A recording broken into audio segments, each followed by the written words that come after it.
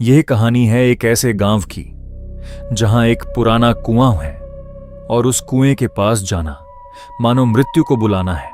लोग कहते हैं रात के अंधेरे में उस कुएं से किसी के रोने की आवाज आती है। एक रात रवि नाम का एक लड़का उस कुएं के पास गया।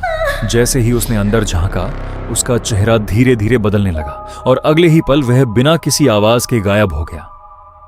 अगली सुबह गांव वाले उसे ढूंढने निकले ही थे। तभी अचानक रवि पीछे से आता है। वह बिल्कुल सामान्य व्यवहार करता है, जैसे कुछ हुआ ही नहीं। पर एक चीज अलग थी, उसकी आंखें पूरी लाल थीं। उस दिन के बाद गांव के छोटे छोटे बच्चे एक एक करके गायब होने लगे। लोगों ने पुलिस में शिकायत भी की, पर कोई सबूत नहीं मिला। सच्चाई कुछ और ही थी। एक दिन रानी नाम की एक स्त्री, जिसका बेटा गायब हो चुका था, उसे अपने बेटे का खिलौना उसी कुएं के पास मिला। तब उसे संदेह हुआ। उस रात रानी चुपचाप कुएं के पास छिप गई। तभी उसने देखा रवि एक छोटे बच्चे को अपने साथ लेकर आ रहा था। वह धीरे धीरे चल रहा था और सीधे कुएं के पास जाकर रुक गया।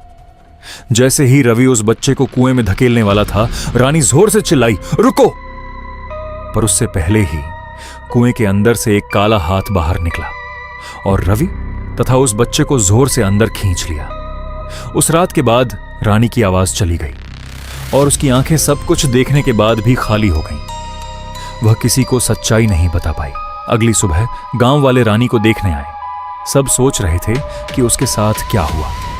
तभी उसके पीछे से एक आवाज आई, दीदी चिंता मत करो, सब ठीक हो जाएगा। रानी धीरे धीरे मुड़ती है और वहां रवि खड़ा होता है। उसकी आंखें लाल थीं और उसके चेहरे पर एक भयावह मुस्कान थी। उस दिन के बाद गांव में किसी ने कभी उस कुएं के पास जाने की हिम्मत नहीं की। कहा जाता है कि उस कुएं का रहस्य ही रह गया।